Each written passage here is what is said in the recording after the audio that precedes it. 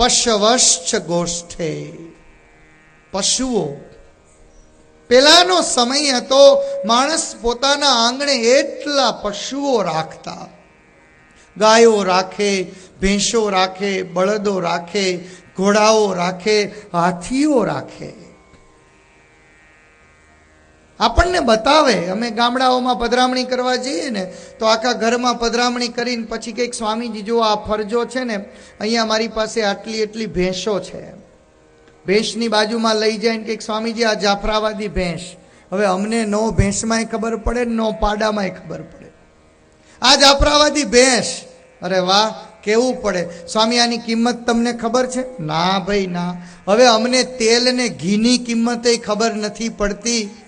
આ ભગવાન સ્વામિનારાયણના સાધુ થયા, તમે વિચાર તો કરો, અમને કોઈ ભાવની ખબર ન હોય. લ્યો, શું માર્કેટમાં કેટલી મોંઘવારી છે, કેટલું સસ્તું છે, આમાં અમને ખબર જ ન હોય. બોલો, સાધુ થવું છે તો હાલો, તો પાછા ના પાડે. જો સ્વામીજી તમને ખબર છે આ ભેંસની શું કિંમત હોય?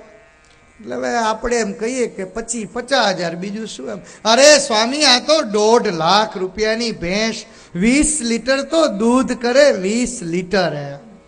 એટલે આપણને એમ થાય કે વાહ ભાઈ વાહ.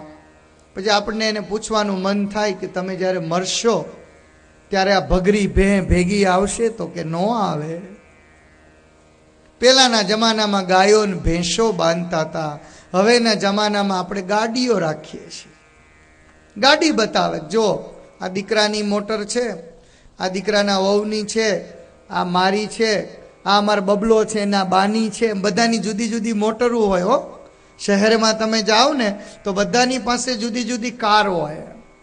કાર આપણને બતાવી, આંગળી ચીંધીને સમજાવે કે જુઓ, આટલી આટલી તો મારી પાસે કાર છે.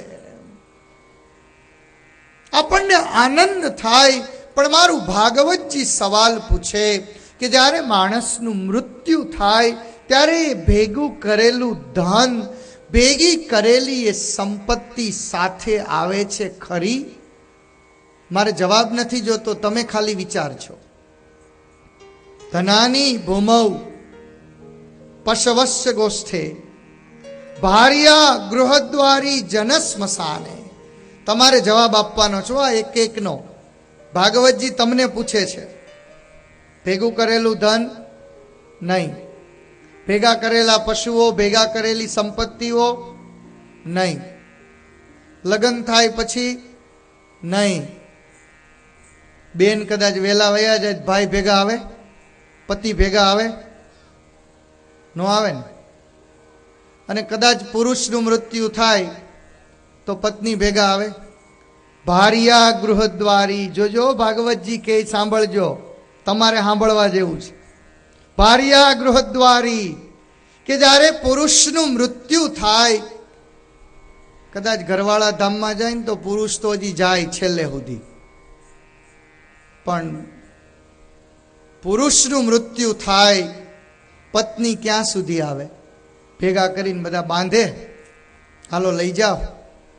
દરવાજા સુધી આવીને કહી દે ગૃહદ્વારી જાઓ. ભાર્યા ગૃહદ્વારી, દરવાજેથી ઘરવાળા હાથ ઊંચો કરે કે આવજો, બાય બાય, ટાટા, વળાવી દીધા.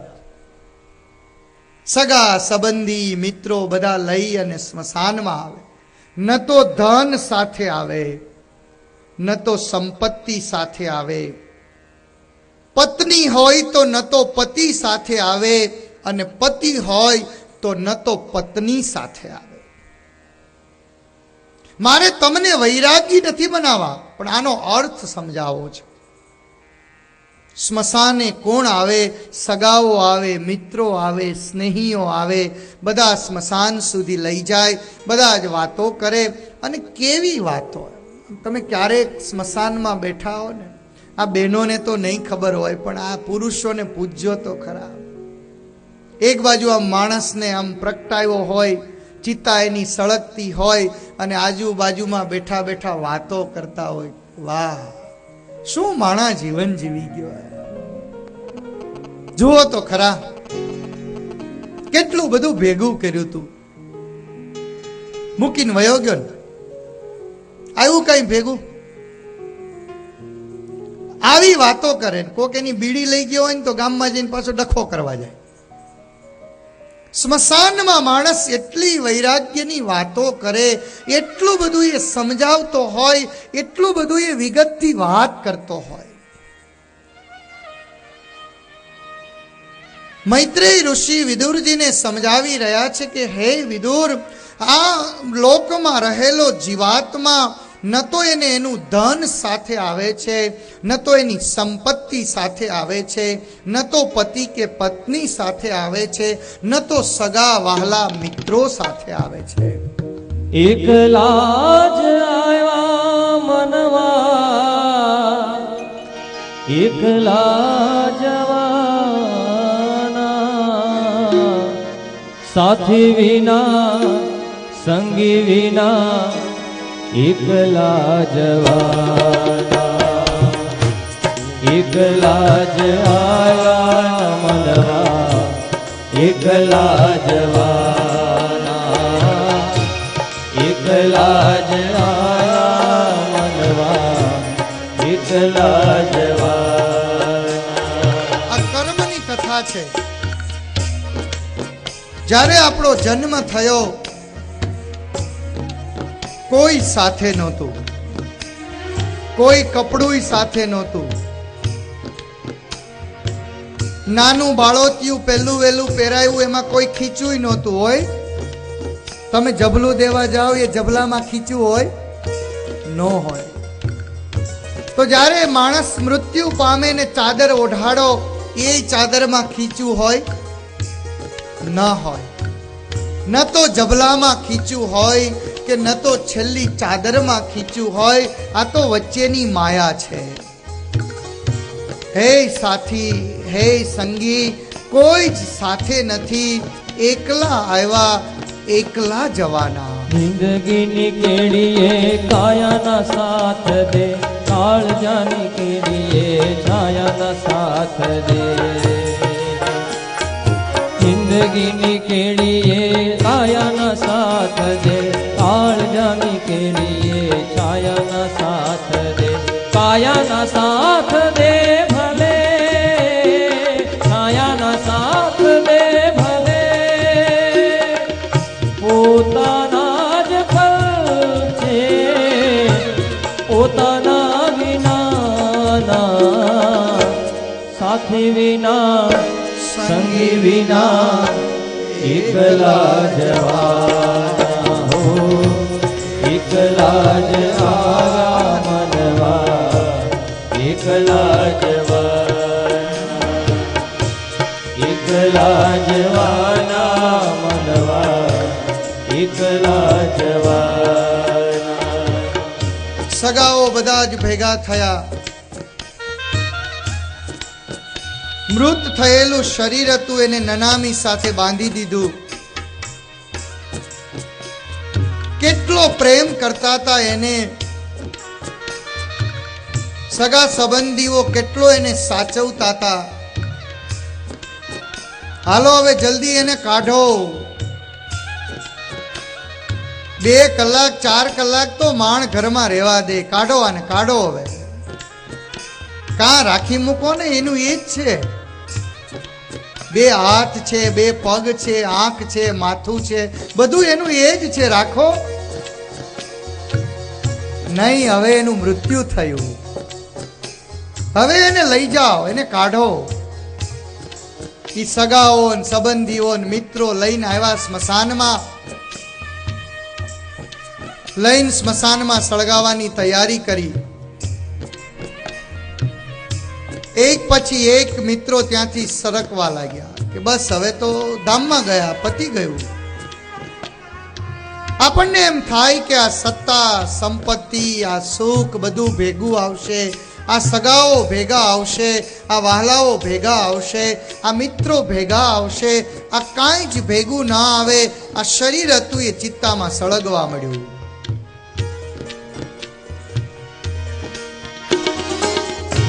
અને એ જ્યારે સળગવા મળ્યું ત્યારે આપણામાંથી વિચાર આવે કે આ શરીરને કેટલું સાચવું.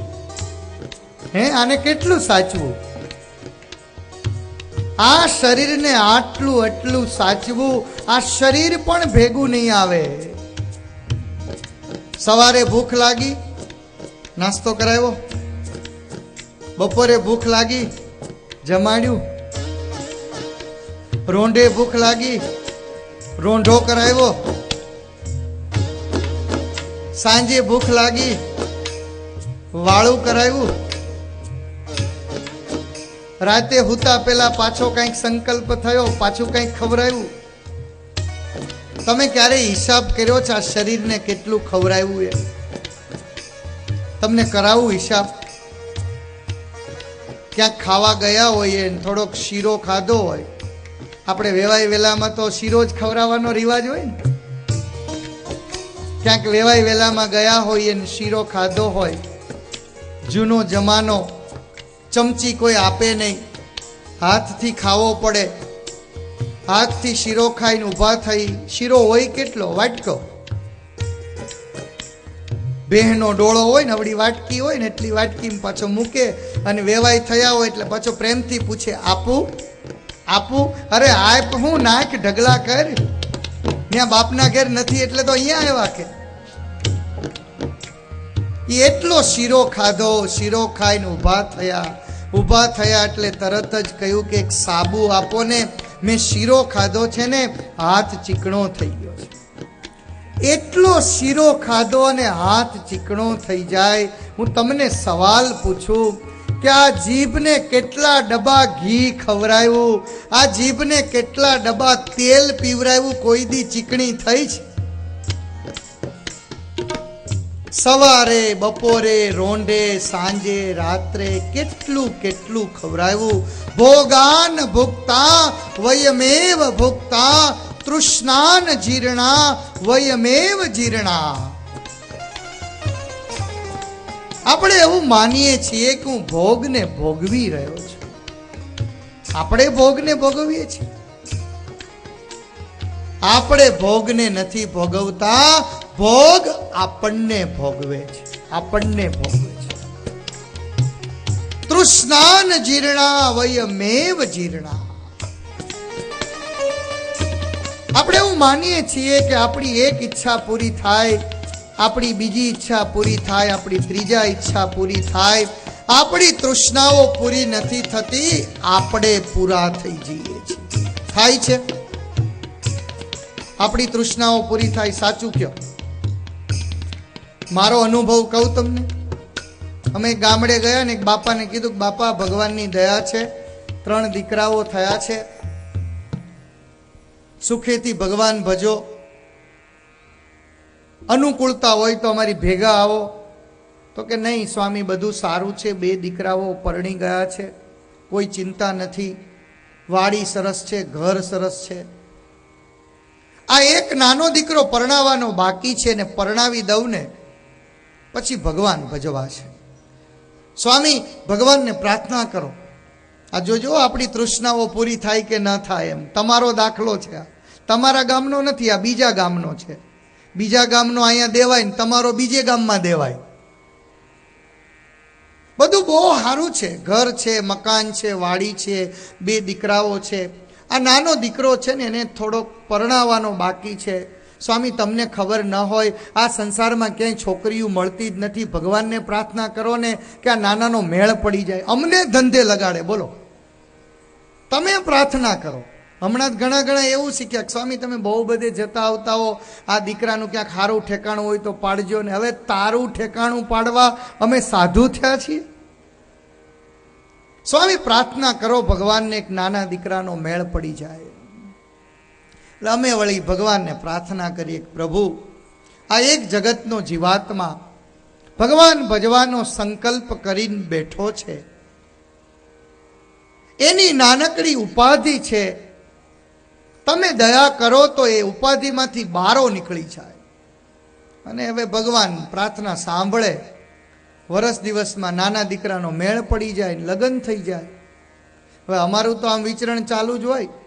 અહીં લાઠી સુધી આવીએ એટલે વિચાર કરીએ કે હાલો શેખ પીપરિયામ ઘણા આપણને ઓળખે છે, જઈ આવીએ, પધરામણી કરી આવીએ, વાતો કરી આવીએ, સુખ દુઃખનો સત્સંગ કરી આવીએ, એટલે અમે આવી જઈએ. એટલે અમને એવું થાય કે લાવો ને થોડીક વાર મળી આવીએ ને જી આવીએ ને ખબર અંતર પૂછી આવીએ ને સંતો પાછા આવે ઘરે બેસે થોડીક વાર વાતોચીતો કરે.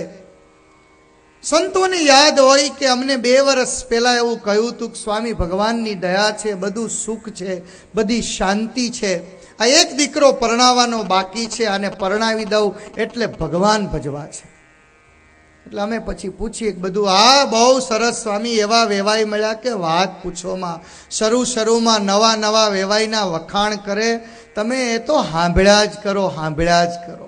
અને એમાંય જમાઈના વખાણ, ઓહો, દીવો લઈને શોધવા જાવ તોય ન મળે એવો જમાઈ મળ્યો, એવી દીકરી મળી, એવા નવા વખાણ થાય કે તમે વાત ન કરો. પછી આપણે કહીએ હવે તો બધું રેડી છે ને? તો કે હા, હવે બસ 3 દીકરા પરણી ગયા, વાડી છે, સ્વામી લગ્ન થયા એટલે ભાગ પાડી દીધા, બધું રેડી, હાલો મારી ભેગા. તો કે નહીં સ્વામી, હજી તો આ દીકરાને ત્યાં દીકરો આવે ને રમાડવાનો બાકી છે. તૃષ્ણાન જીર્ણા વયમેવ જીર્ણા.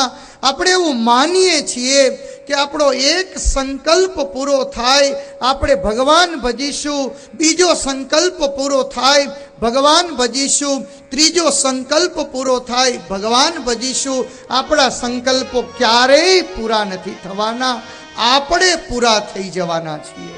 પછી ગઢપણમાં ગોવિંદ ભજાશે નહીં, પછી ગઢપણમાં ગોવિંદ ભજાશે નહીં, પછી ગઢપણમાં ગોવિંદ ભજાશે નહીં, પછી ગઢપણમાં ગોવિંદ ભજાશે નહીં. લોભ વૈભવ ધન ને તજાશે નહીં, લોભ વૈભવ ને ધન ને તજાશે નહીં, લોભ વૈભવ ધન ને તજાશે નહીં, લોભ વૈભવ ધન ને તજાશે નહીં. બનો આજથી પ્રભુમાં મસ્તાન, જીવન થોડું રહ્યું, તમે ભાવે ભજી લો ભગવાન, જીવન થોડું રહ્યું. કાંઈક આત્માનું કરજો કલ્યાણ, જીવન થોડું રહ્યું. કંઈક આપણને એમ હોય કે કાલે ભગવાન ભજીશું, કાલે ભગવાન ભજીશું, કાલ કોઈએ જોઈ જ નથી. 7 દિવસમાં પરીક્ષિતને ભગવાન મેળવવાતા એણે બધું છોડીને ભગવાનની સામે બેસી ગયા. આજ મારી તમને એટલી જ વિનંતી છે, તમારે છોડવાની જરૂર નથી, છોડવાની જરૂર નથી, ખાલી વિચાર બદલી નાખો. બસ આ તો ભગવાનનું છે અને હું ભગવાનની આજ્ઞા પ્રમાણે કરું છું. બેંકનો કેશિયર હોય, તમે જઈને લાખ રૂપિયા મૂકી આવો, એને કઈ મજા આવે? તમારા છે. અને 2 લાખ તમે ઉપાડી આવો તો એને કઈ દુઃખ થાય? તમારું છે. એમ મનની વૃત્તિને રૂપાંતર કરી નાખો તો જ એ વસ્તુ શક્ય બનશે. એણે દીધેલ કોલ તમે ભૂલી ગયા, એણે દીધેલ કોલ તમે ભૂલી ગયા. જૂઠી માયાના મોહમાં ઘેલા થયા, જૂઠી માયાના મોહમાં ઘેલા થયા. એને દીધેલ કોલ તમે ભૂલી ગયા, એને દીધેલ કોલ તમે ભૂલી ગયા. જૂઠી માયાના જૂઠી માયાના મોહમાં ઘેલા થયા. ચેતો શું ભૂલ્યા છો ભાન, જીવન થોડું રહ્યું, તમે ભાવે ભજી લો ભગવાન, જીવન થોડું રહ્યું. બસ સાવધાન બની જવાનું છે, છોડવાનું નથી. તમને છોડવાનું ભાગવત નહીં શીખવાડે. ભાગવતજી એવું કહે છે કે સાવધાન બની જાઓ, ચેતી જાઓ કે આગળ ડેન્જર છે, ભય. આપણે લખ્યું હોય ને, ભયજનક વળાંક, ગાડી ધીમે ચલાવો. બસ અહીંયા અમે એટલું જ કહીએ છીએ કે આગળ ભય છે, આજથી ચેતી જાઓ, ચેતી અને ભગવાનમાં સમર્પિત બની જાઓ. બધા આળસમાં દિવસો વીતી જશે,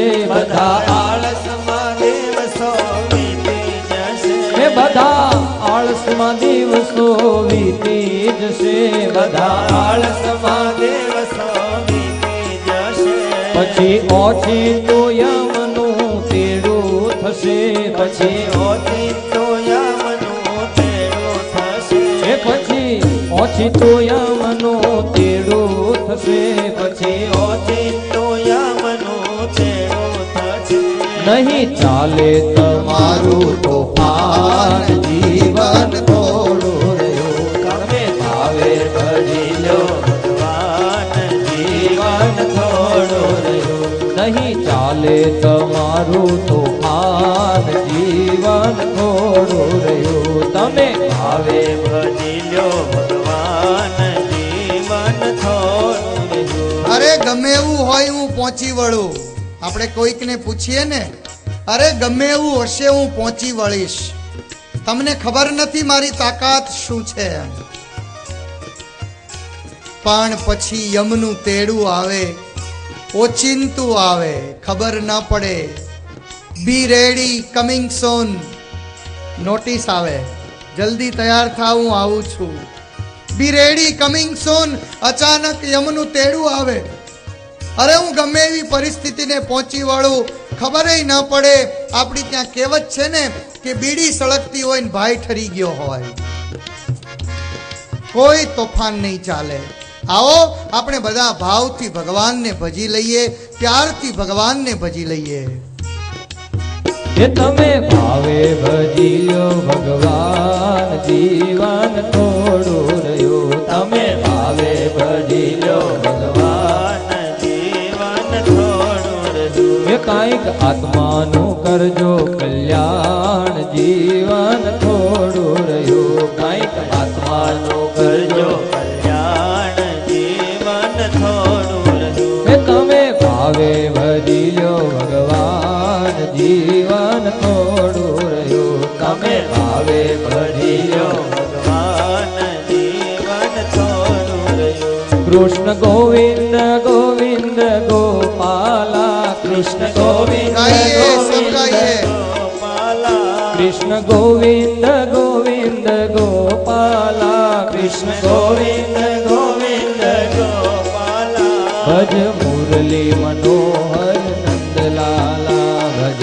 મુરલી મનોહર નંદલાલા ભજો મુરલી મનોહર નંદલાલા ભજો મુરલી મનોહર નંદલાલા કૃષ્ણ ગોવિંદ ગોવિંદ ગોપાલા કૃષ્ણ ગોવિંદ ગોવિંદ ગોપાલા કૃષ્ણ ગોવિંદ ગોવિંદ ગોપાલા કૃષ્ણ ગોવિંદ ગોવિંદ ગોપાલા ભજો મુરલી મનોહર નંદલાલા ભજો મુરલી મનોહર હે ભજો મુરલી મનોહર નંદલાલા ભજો મુરલી મનોહર નંદલાલા કૃષ્ણ ગોવિંદ ગોવિંદ ગોપાલા કૃષ્ણ ગોવિંદ ગોવિંદ ગોપાલા ભજો મુરલી મનોહર નંદલાલા ભજો મુરલી મનોહર નંદલાલા કૃષ્ણ ગોવિંદ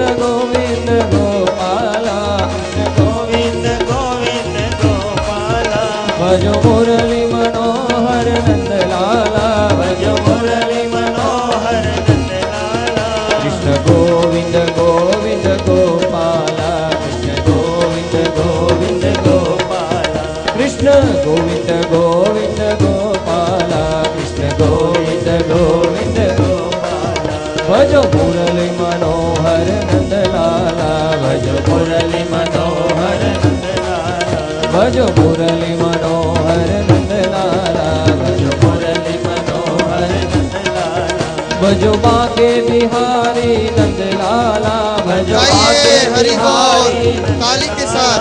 भजो रास बिहारी नंदलाला भजो रास बिहारी नंदलाला भजो गोविंद गोविंद गोपाला भजो गोविंद गोविंद गोपाला भजो गोविंद गोविंद गोपाला भजो गोविंद गोविंद गोपाला भजो गोविंद गोविंद गोपाला भजो गोविंद गोविंद गोपाला भजो मुरली मनोहर नंदलाला भजो मुरली हरि बोल.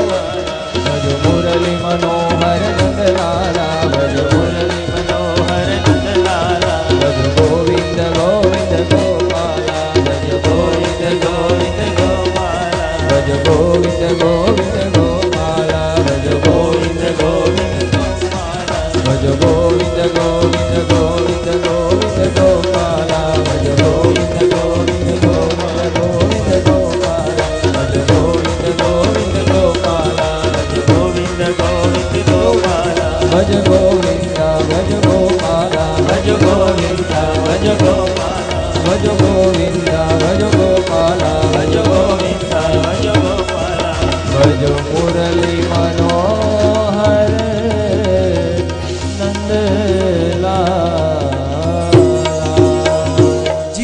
ચાલતા ક્રમમાં એક સંકલ્પ પૂરો થાય, બીજો સંકલ્પ પૂરો થાય, ત્રીજો સંકલ્પ પૂરો થાય, આપણા સંકલ્પો ક્યારેય પૂરા ન થાય. સમુદ્રના કાંઠે જઈને માણસ વિચાર કરે કે હમણાં જ મારે સમુદ્રમાં નાહી લેવું છે. નાહવા માટે હું સમુદ્રમાં જાઉં, સમુદ્રના કાંઠે જઈને બેસું, 5 મિનિટ, 10 મિનિટ, 15 મિનિટ, 20 મિનિટ સુધી બેસું, વિચાર કરું કે હમણાં સમુદ્રના મોજાઓ બંધ થાય અને નાહવા પડું. હમણાં સમુદ્રના મોજાઓ બંધ થાય અને નાહવા પડું. હમણાં સમુદ્રના મોજાઓ બંધ થાય ને નાહવા પડું. ક્યારેય સમુદ્રના તરંગો બંધ ન થાય. એક તરંગ આવે, બીજું મોજું આવે, ત્રીજું મોજું આવે, એમ એક પછી એક સતત મોજાઓ આવ્યા જ કરે. આપણે વિચાર કરીએ ક્યારેય શક્ય ન બને. બસ એ તો ગયા અને પડો. મહી પડ્યા તે મહાસુખ માણે, મહી પડ્યા તે મહાસુખ માણે. જે ભગવાનના નામમાં પડ્યા છે, જે ભગવાનના પ્રેમમાં પડ્યા છે, જે ભગવાનની ભક્તિમાં પડ્યા છે ને, એ તો મહાસુખ માણે છે. એ દીકરાના પરણાવાના સંકલ્પો પૂરા થાય, દીકરાની ત્યાં દીકરો રમાડવો છે એના સંકલ્પ પૂરા થાય, વળી પાછો સંકલ્પ જાગે કે દીકરાનો દીકરો, એના લગ્ન કરાવવું, એની વહુનું મોઢું જોઉં અને પછી ભગવાન ભજવા જાઓ. આ ક્યારેય શક્ય નથી. એક પછી એક પેલો રેડિયો હોય ને, પછી રેડિયામાંથી આપણે પેલું એરિયલ બારું કાઢીએ, ખબર છે? એ એક ભૂંગળી કાઢો, પછી એમાંથી બીજી ભૂંગળી કાઢો, એમાંથી ત્રીજી ભૂંગળી કાઢો, એમાંથી ચોથી ભૂંગળી કાઢો. એ ભૂંગળીયું નીકળ્યા જ કરે. એમ આ સંસારમાં એક સંકલ્પ પૂરો કરીએ, બીજો સંકલ્પ પૂરો કરીએ, ત્રીજો સંકલ્પ પૂરો કરીએ, આપણી ઈચ્છાઓ ક્યારેય પૂરી ન થાય. એટલે ભાગવતજીએ લખ્યું કે તૃષ્ણાન જીર્ણા વયમેવ જીર્ણા, કાલોન યાતો વયમેવ યાતઃ. અગ્નિની ચિત્તામાં ન તો પૈસા સાથે આવ્યા, ન તો સંપત્તિ સાથે આવી, ન તો પરિવાર સાથે આવ્યો, ન તો આ શરીર. તમને કહ્યું ને, આટલું આ શરીરને સાચવું, સવાર બપોર સાંજ આને ખવરાવ્યું, આને ગરમી થાય એટલે પંખો આપ્યો, આ શરીરને નવરાવ્યું, આ શરીરને ધોવરાવ્યું. આના માટે કેટલું આ ખાલી નખ કાપવાના હોય કે નખ રંગવાના હોય ને તો 2 કલાક જોઈએ, તૈયાર થવામાં 2 કલાક જોઈએ, વાળ ઓળવામાં કલાક જોઈએ. આ શરીરને કેટલું સાચવું. પણ અંત સમય આવ્યો, મારું ભાગવતજી એમ લખે કે બધું જ છૂટી ગયું. શરીર પણ છૂટી ગયું, માત્ર એક આત્મા કર્માનુગો ગચ્છતિ જીવ એકઃ. કરેલા જે કર્મ હતા એને લઈ અને આ જીવાત્મા પરમાત્માના સાનિધ્યમાં ગયો. ક્રિયમાણ, સંચિત અને પ્રારબ્ધ, આ 3 પ્રકારના જે કર્મ છે, એ કર્મના આધારે હે વિદુર, હે પરીક્ષિત, સુખ અને દુઃખની માણસને પ્રાપ્તિ થાય છે. જગ તુમ આયે જગત મેં, જબ તુમ આયે જગત મેં, તુમ રોયે જગ હસે. જ્યારે આપણે જન્મીને આવ્યા ને, છઠ્ઠીનો દિવસ હોય ને, તો સગાવાલાઓ ભેગા થાય અને નાનું જે બાળક હોય ને એને ચીટીઓ ભરીને રડાવે. જબ તુમ આયે જગત મેં, જ્યારે આપણે જગતમાં આવ્યા આપણને રડાવે. અને જ્યારે નાનું છઠ્ઠીના દિવસે બાળક રડે ને, જગ હસે. કેટલું સરસ રડે છે, કેટલું નાનકડું સરસ બાળક છે. જો તો કેવું રડી રડીને મોઢું લાલ થઈ ગયું છે. જો કેટલી સરસ હાથની મુઠ્ઠીઓ બંધ રાખી છે. જોવો તો ખરા, અસલ એના માના જેવું રૂપ છે.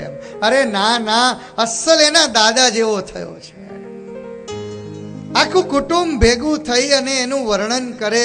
ઓલું નાનકડું છોકરું રડતું હોય અને આખું જગત હસતું હોય. જબ તુમ આયે જગત મેં તુમ રોયે જગ હસે. બધા હસે.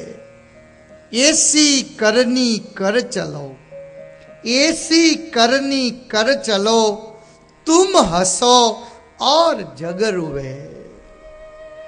એવું સરસ જીવન જીવો, એવું સરસ જીવન જીવો કે જ્યારે આપણું મૃત્યુ થાય,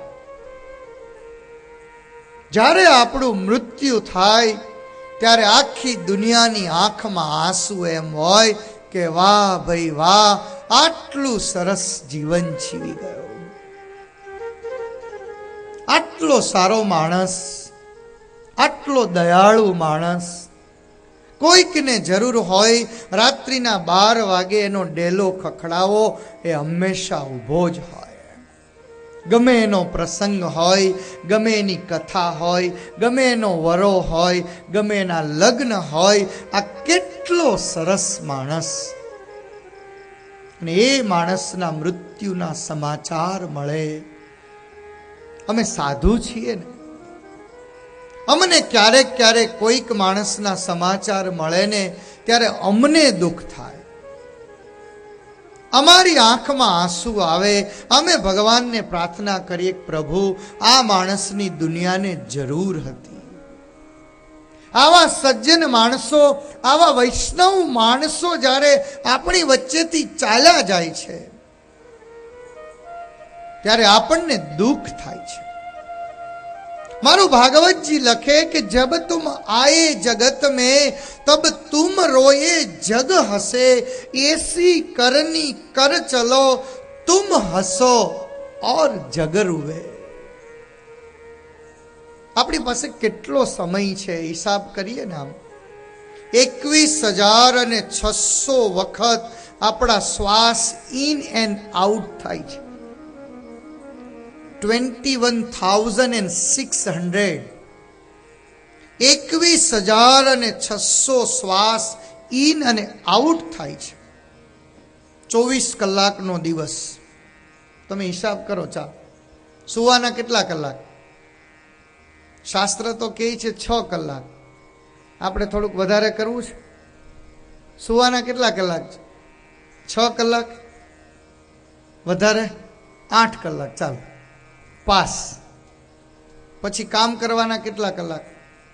8 કલાક.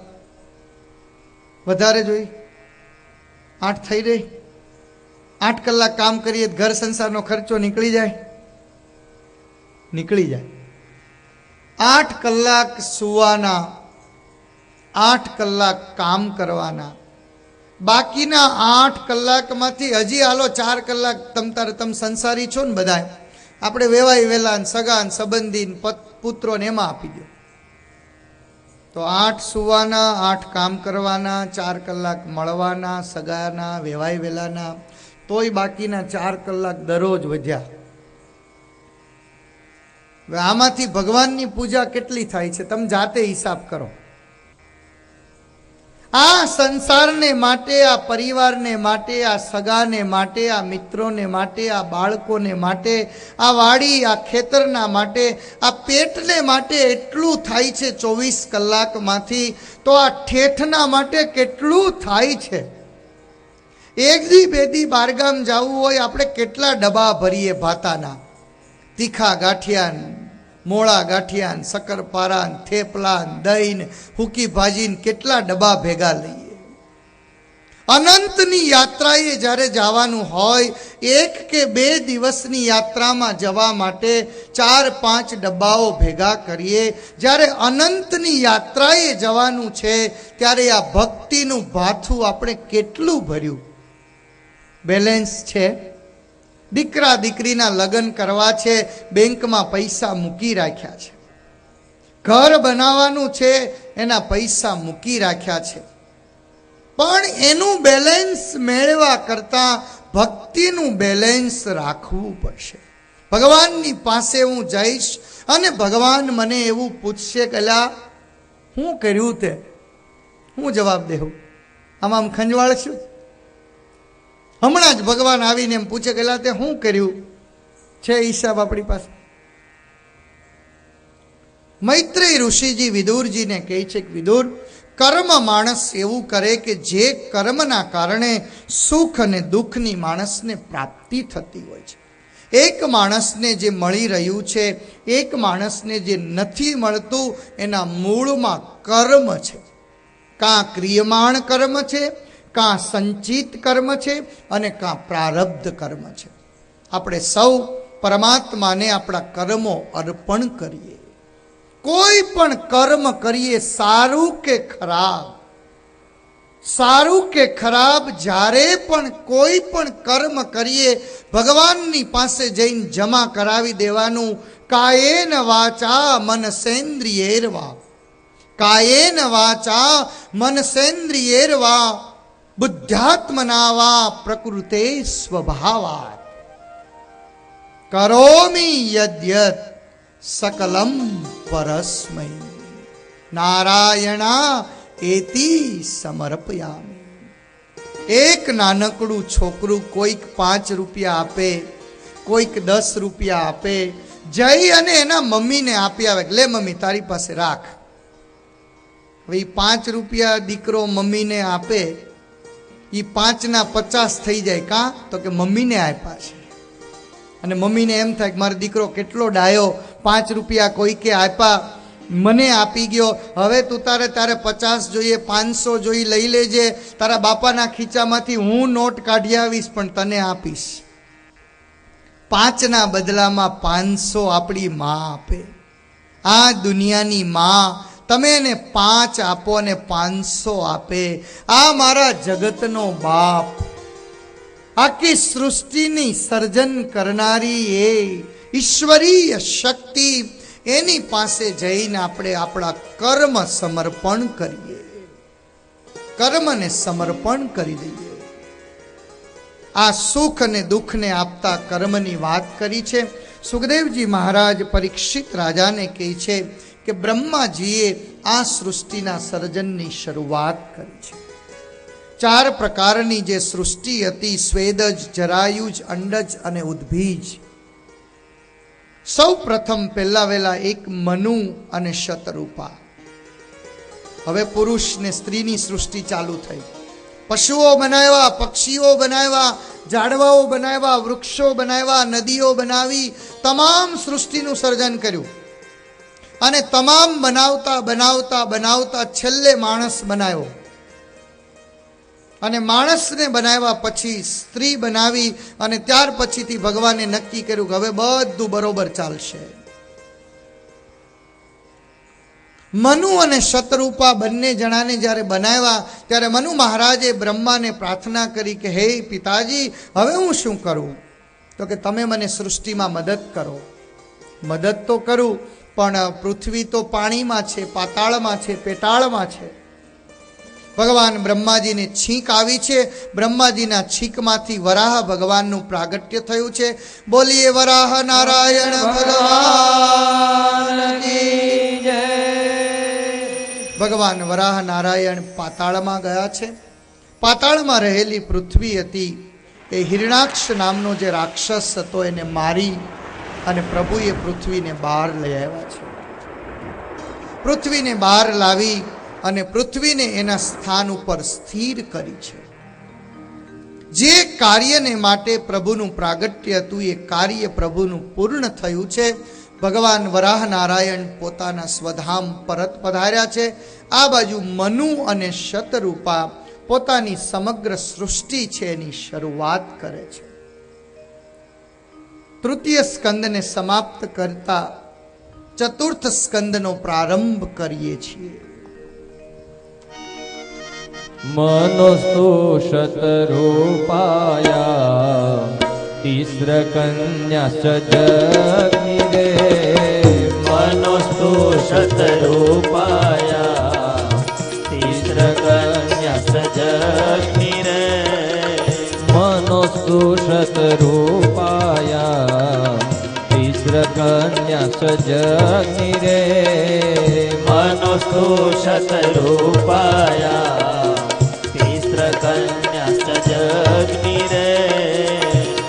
આકૃતિર્દેવહૂતિશ્ચ પ્રસ્તુતિરિતિ વિશ્રુતા આકૃતિર્દેવહૂતિશ્ચ પ્રસ્તુતિરિતિ વિશ્રુતા આકૃતિર્દેવહૂતિશ્ચ પ્રસ્તુતિરિતિ વિશ્રુતા આકૃતિર્દેવહૂતિશ્ચ પ્રસ્તુતિરિતિ વિશ્રુતા મનોસ્તુ શતરૂપાયા તિસ્રકન્યાસ્ત જગ્નિરે આકૃતિર્દેવહૂતિશ્ચ પ્રસ્તુતિરિતિ વિશ્રુતા પ્રસ્તુતિરિતિ વિશ્રુતા પ્રસ્તુતિરિતિ વિશ્રુતા.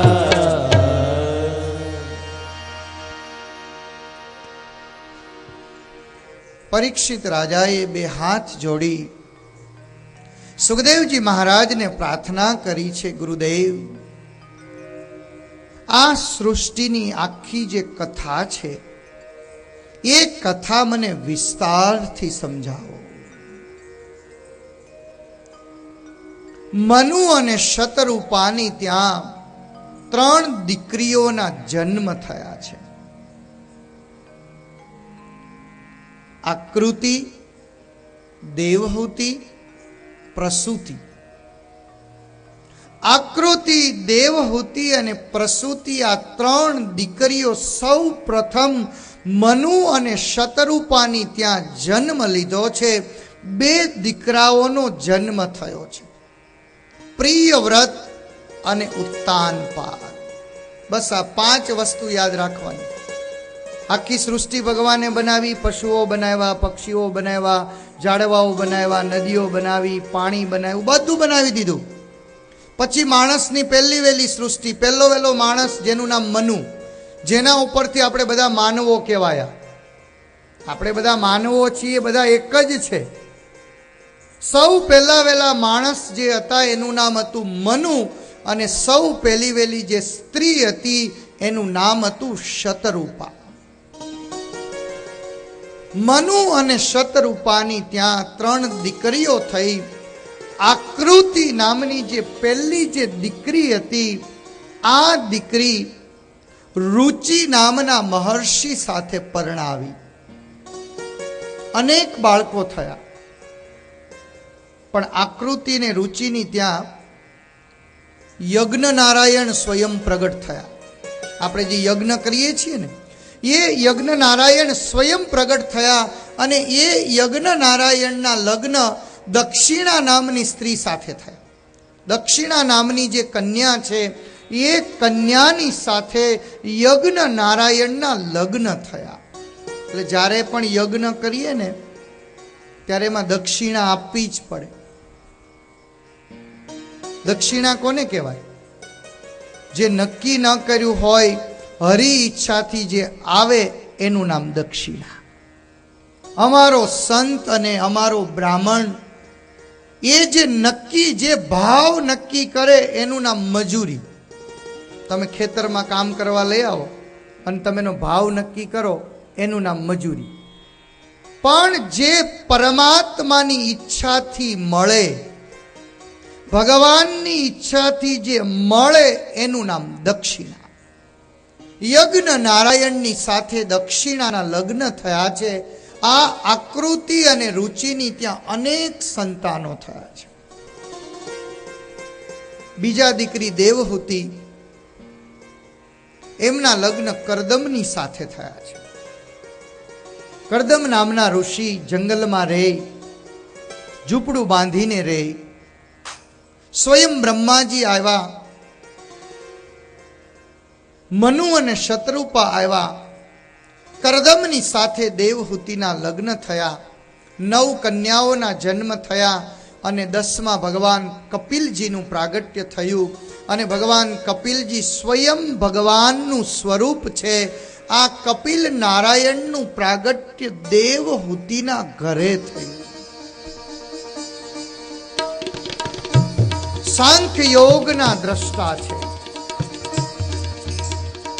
સાંખ્ય યોગનું વર્ણન સમગ્ર પૃથ્વી ઉપર જેમણે કર્યું છે, પોતાની માને પોતાના સ્વરૂપનું જ્ઞાન કરાયું છે, આત્મદર્શન કરાયું છે, પ્રકૃતિ અને પુરુષનું વર્ણન સાંખ્ય યોગના માધ્યમથી ભગવાન કપિલજીએ કપિલ ગીતામાં કર્યું છે.